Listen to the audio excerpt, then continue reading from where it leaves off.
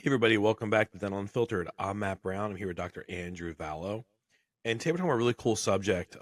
There's all these different products in the marketplace like DI and practice by numbers and all these other products for analytics and KPIs and tracking performance. What I find is docs that have these dashboards and they don't like you understand the data, but you don't understand the data. Like all data is a reflection of all data is an indicator of a human behavior, right? So you have a stock price of a company that is the indicator of the leadership, the employees, the efficiency, and the sales, right? It's a whole lot of human behaviors coming down to one KPI, right? And I think there's two problems here is one looking at the KPI and saying, what human behavior in the practice does that KPI actually indicate? And two, now how do you create accountability for helping that individual improve through that KPI without it feeling like being micromanaged? So this episode is about, KPIs and how you apply them to, I guess, employee improvement or accountability and understand those KPIs a little bit. 'Cause I think the real problem, like I said before, is docs, when you're looking at these KPIs and this data, in your head, you have to start framing it as this number I'm looking at. What human action in my practice is this an actual indicator of? And that will help you understand a lot more. So, Andrew, this was your subject idea, accountability through KPIs. This is a hard one. How you across your practices, it has to all be KPIs because you're never there. So you have to have an understanding of looking at that dashboard and saying, in this practice, that's this, this, and this. And you have to go down and diagnose on the human level remotely from somewhere else. So you have to be really in tune to this. Yeah, guys, I think this is going to be a really impactful episode. I'm going to start just by kind of talking about my progression with KPIs. So, when I first opened my first couple practices, I knew about KPIs. I had listened to podcasts, I had gone to some courses. I kind of had a general idea of the KPIs to look out for. I had dental intel essentially from the start. So, it was easy for me to look at the KPIs. In the very beginning, I'll be honest, I didn't pay as much attention to many of our KPIs as I should have. I was mainly focused on number of new patients, amount of production, amount of collection, like the really the big hitters. I was focused on those, and I was a lot less focused on a lot of the other very important KPIs, like your hygiene KPIs, such as perio visit percentage, perio diagnosis percentage, fluoride percentage, reappointment percentage. I was less focused on treatment acceptance percentage. Less focused on honestly a lot of these other important KPIs. So I mainly paid attention to the biggest factors that I thought were in the practice.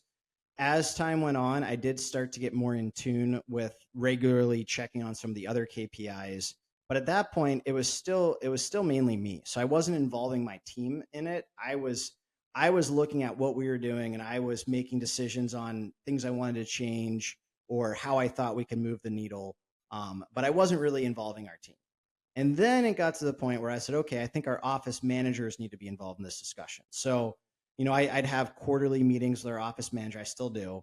And I would start to kind of go over the KPIs from the previous quarter with them, and to set some goals and things like that. But again, it was still some pretty basic level stuff. It wasn't until more recently. When I say more recently, I really mean within like the last 6 months or so, that I figured out that in order to really move the needle, you need to involve more people on your team with the KPIs. People need to have accountability for their own KPIs. And so I started to break that down, and it kind of started with the treatment coordinator. So about 6 months ago or so, we instituted a new thing where we've talked about this before. We have our daily deposit sheets where our treatment coordinators will track the number of patients on the left side of the sheet, the number of patients who put down any kind of deposit that they presented to that day.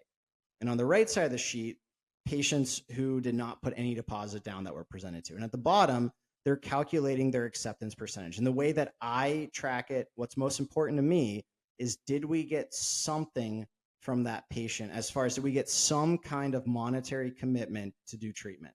So they're calculating their percentage of the people that made a monetary commitment divided by the total number of patients they presented to that day. And at the end of the day, so they fill out their sheet, they calculate their percentage, they sign and date their sheet, they scan it, and they email it to their office manager, operations officer, myself. So every day we're getting these sheets in from these treatment coordinators. And we noticed something very quickly. Within the first month of instituting this daily deposit sheet policy, we noticed our treatment acceptance across the organization went up dramatically. So, this was something I had tried to work on without involving our treatment coordinators with the KPIs. I try to figure out, hey, do we need more training on treatment presentation? Do we need to do more specials, more discounts? So I try to come up with all these different ways to move the needle, and I didn't see a whole lot of progress. And all of a sudden, I institute this daily KPI tracking, and it was like overnight we saw things change. And then we took it a step further. So about 2 months ago, my operations officer started sending out month or weekly standings as far as treatment acceptance percentage. So he would get all these sheets from the week, and at the end of the week, he would put together a standings for all of the treatment coordinators across all of our offices, and he would email it out, and it would go out to the treatment coordinators and the office managers. So each of the treatment coordinators could see where they stacked up that week compared to the rest of their team. And then we said, you know what? Why don't we add, some kind of monthly reward for whoever finishes at the top of the standings? So, at this point in time, we've got, I think, 9 or 10 treatment coordinators. Whoever finishes first at the end of the month, so total treatment percentage, and there's a minimum number of presentations they have to do to kind of keep things fair, if someone's out for most of the month or whatever. But whoever finishes first in the standings for the month, they get an extra $250 bonus on top of other bonuses that they've earned from, treatment and all that stuff throughout the month. And whoever finishes second in the standings gets an extra $100 bonus. And so again, as we instituted the weekly standings, the monthly bonuses, we saw things improve yet again. So, they say a good reasonable goal is about 65% treatment acceptance, for patients that are accepting some kind of treatment. And that is our current goal across the company. But all of a sudden, in more recent months, we're seeing multiple treatment coordinators that are having 75%, 80% months as far as their treatment acceptance goes. So the old saying is, what you measure improves. And I think that's very true. But I think it's also important that you involve the people who, are actually impacting those numbers. Me personally, I have very little day-to-day impact on our treatment acceptance numbers. I can do trainings, I can send the team podcasts to listen to, I can send them books, I can take them to mastermind meetings. I can do those things, but when it comes down to the actual day-to-day interactions, I have very little control over those numbers. But who does have control is each of the treatment coordinators that's presenting to each of these patients. So by getting them involved, by kind of creating that accountability and kind of gamifying it, at this point, we've got like almost like this friendly competition, where just like anything else, they want to show that they're the best. They want to win the month. They want to finish first in the standings and things like that. So it has improved the average treatment acceptance for all of our treatment coordinators, from the ones that were already doing well are now doing even better, and the ones that weren't doing as well have stepped up their game as well. It's really simple, and kind of simple on a couple levels, right? Like we can get into the nuances and the kind of like the mechanics of this stuff, but like the overwhelming message is this: is looking at the data will improve the data, like, and it's on multiple levels. So Doc, like if you're looking at KPIs and metrics, and then you're seeing it, you're like, all right, well, I'm improving things. We're going to find subconsciously, when you think about it, is you start thinking about in your head is like, what can I do to improve these things? Because you're looking at it just by yourself, right? Now, now going back to looking at the data improves the data, or looking at the results improve the results, right? Well, the people that impact the results need to look at it also, right? So it's like, so I think docs use DI or practice members or any of these programs, right? And we work really heavily with DI. It's my first choice, and it's like doc or office manager using the dashboard as their tool to like air traffic control the practice. When what it should be is their tool to figure out where there's areas of improvement with their team members, and then getting together with those team members and going over the metrics and KPIs and letting them have access to it so they can track their own progress. So when you started emailing in these forms, the individual where that worked great was the data originated with the individual on the front lines doing the work, and it got handed up to leadership. Where when you're using these KPI metric tools like DI, we're receiving the data at the leadership level, and then it has to work its way back down to the operator level, right? So you have to have a mechanism for that, right? What I'll tell you is, I mean, practice all the time, like, oh yeah, we don't do morning huddle, and they just struggle, and they don't realize that that's like you have to do morning huddle, right? Well, also like humans thrive on structure and like measurable results. Like if we're doing bad, we might not want to know, but it's good to know because then you can improve it. If you're doing good, it's great to know because you feel better about yourself and you are improving and it helps motivate you forward, right? But if you don't look at the scoreboard, how do you know? So you have to find a mechanism to bring the data down from the leadership level to the operator level with the purpose of how do we improve these things? Yeah. No, I think that makes sense. And guys, just to kind of use an analogy here, I want to compare it to like a baseball team. So, whoever your favorite pro baseball team is, unfortunately for me, I'm from Pittsburgh. So my team usually loses a lot more than they win. But whoever your favorite baseball team is, think about the owner of the baseball team. If they were the only one that was tracking and paying attention to the batting average of the players, it's not giving that input. And they can go to the coach and they can say, hey, oh, this player needs to, pick up their batting average. Or they can even go to the player and say, hey, you need to pick up your batting average. But if the coach, the manager, and the player, if they're not tracking the batting averages daily, they don't have close insight on it, then it's going to be tougher for them to really improve. And same thing. So that it's like I started as the owner of the company. I was the only one tracking the data, and I was the one trying to move the needle when it wasn't really me that was going in there getting those at bats. And then I said, okay, I'm going to go to the manager, the office manager, the team manager, and I'm going to tell them, hey, I want your treatment coordinators to increase their treatment acceptance rate. Okay, that's great. So again, now we're going down one more level, but it still wasn't the person directly involved with the case presentation. So that's where you got to get the players involved. You've got to get your treatment coordinators involved in that process.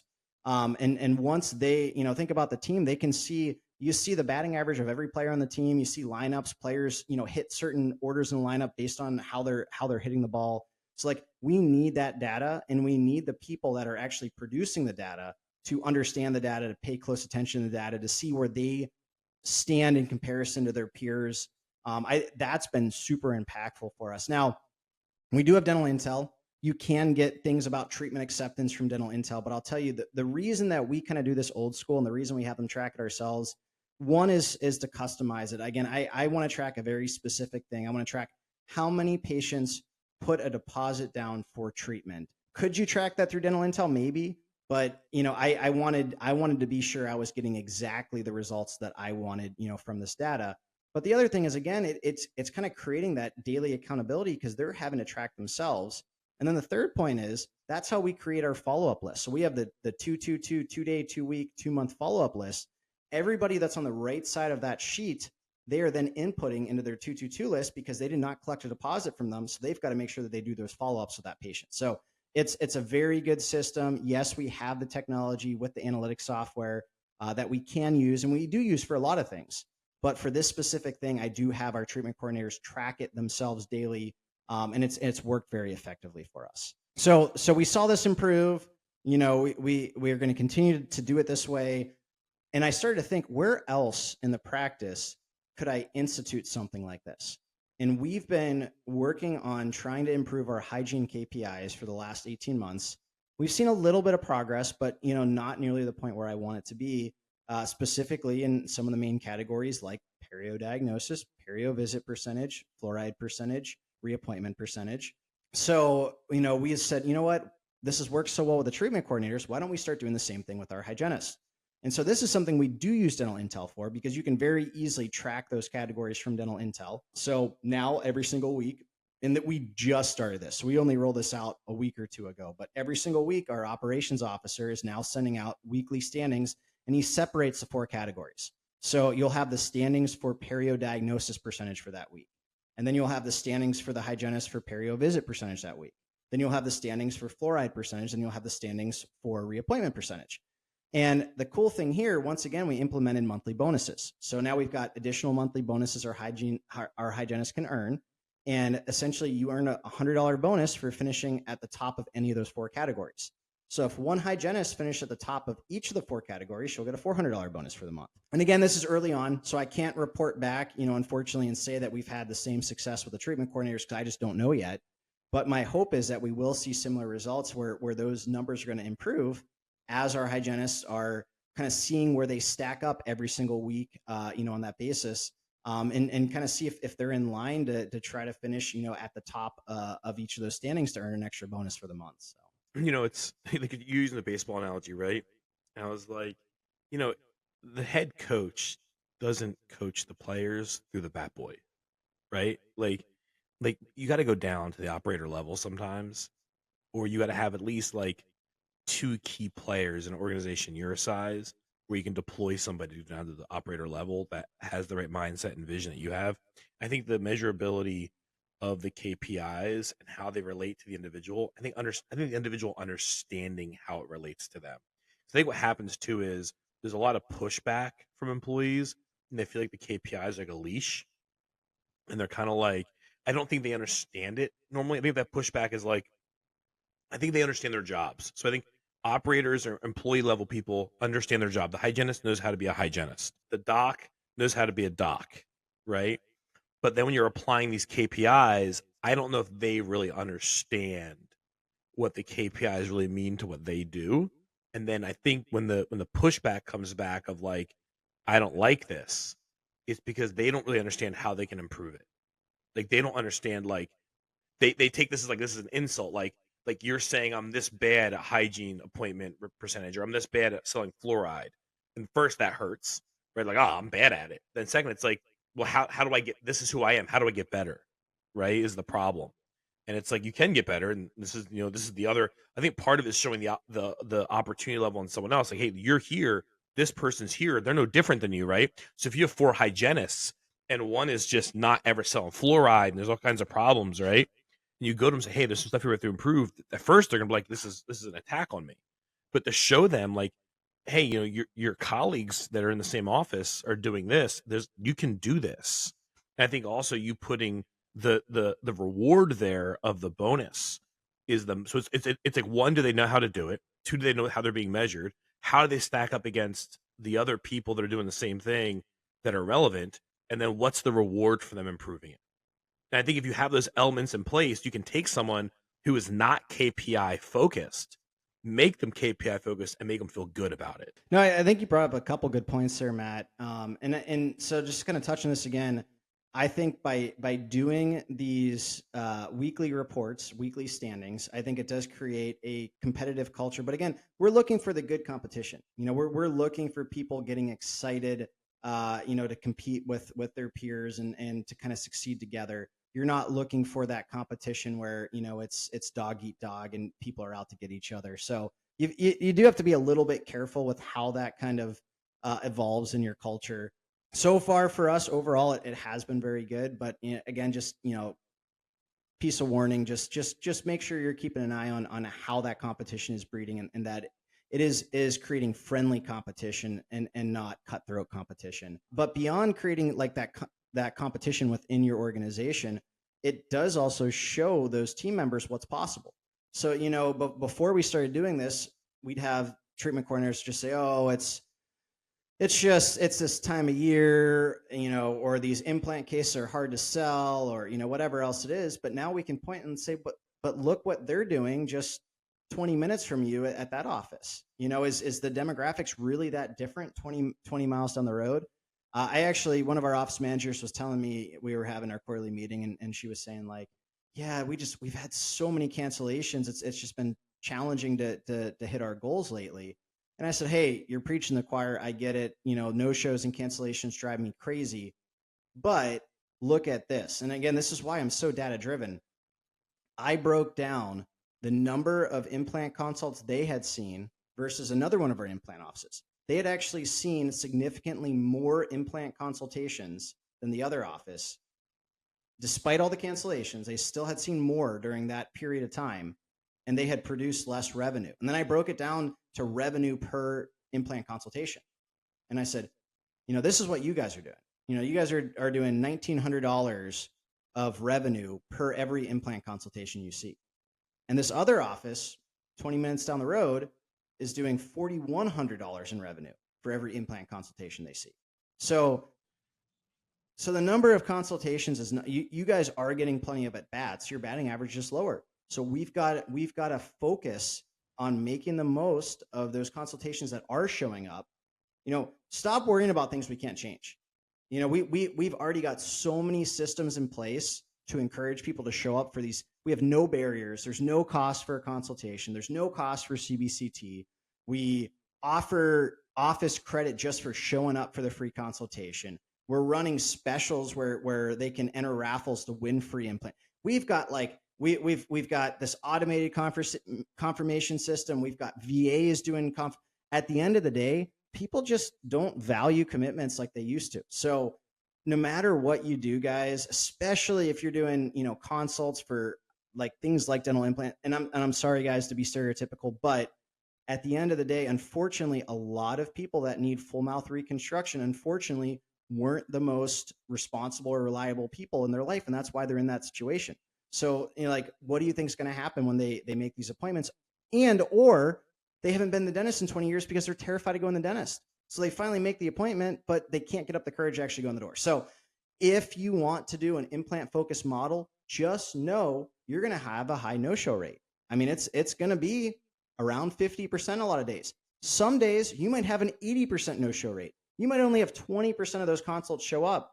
So you better make sure that you've got your systems down pat and your treatment presentation down pat so that you can try to make the most of the 20% that do show up.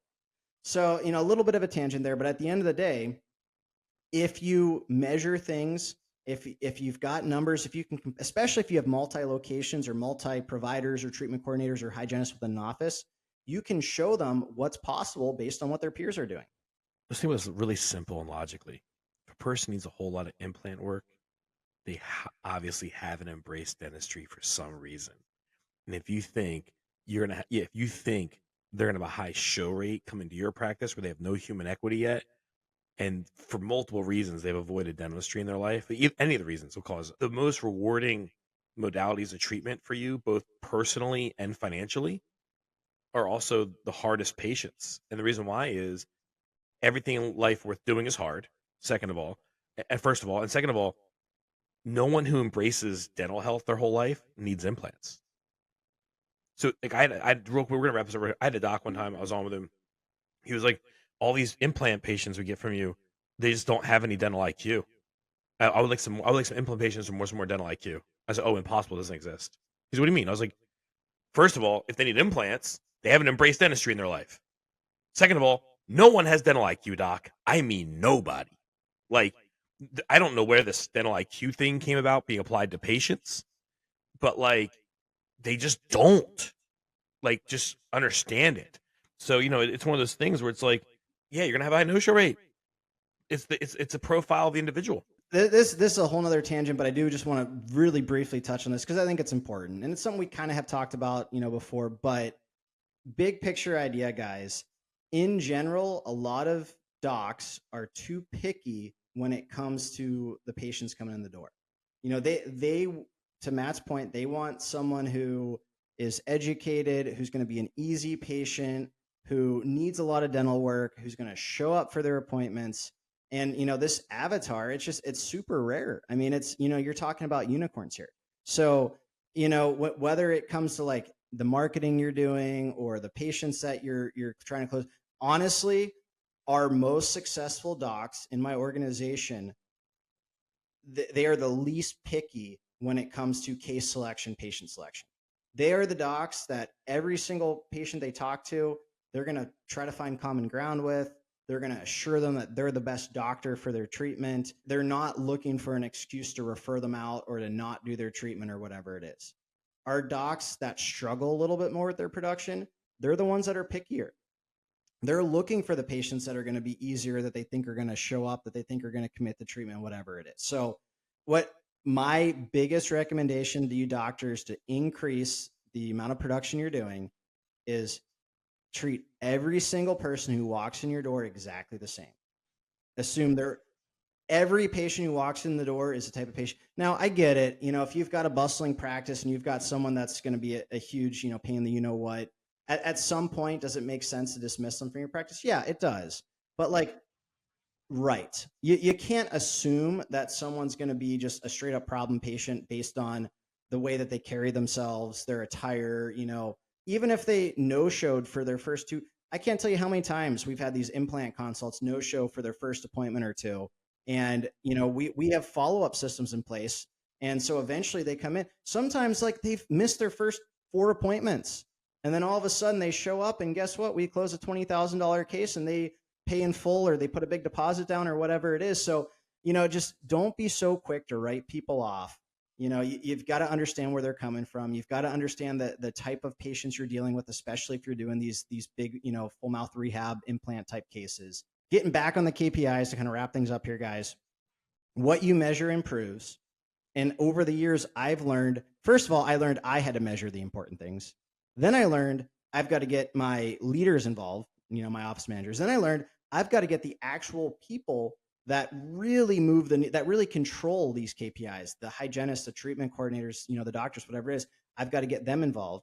And then I realized if we can kind of gamify it and create friendly competition and create, specific bonus systems for groups of team members, based on how they perform on those KPIs, that can really, really start to move the needle. And it's like, again, overnight, things that I had been trying to improve for the last couple of years dramatically improved, just because we're measuring it and we're involving the people that directly control those KPIs. So that's kind of the big picture overview of this episode. And I will tell you, I'm continuing to look for other types of things that we can measure. We're looking at some ideas for doctors, when it comes to diagnosis and case acceptance and production and all that stuff too. So, we might do another episode at some point about doctor KPIs and standings and all that. But for right now, we're really focused on the treatment coordinators and the hygienists for those models. So, Guys, that was a great episode about KPIs and accountability and how you view KPIs, what they really mean to your practice, and how to approach them.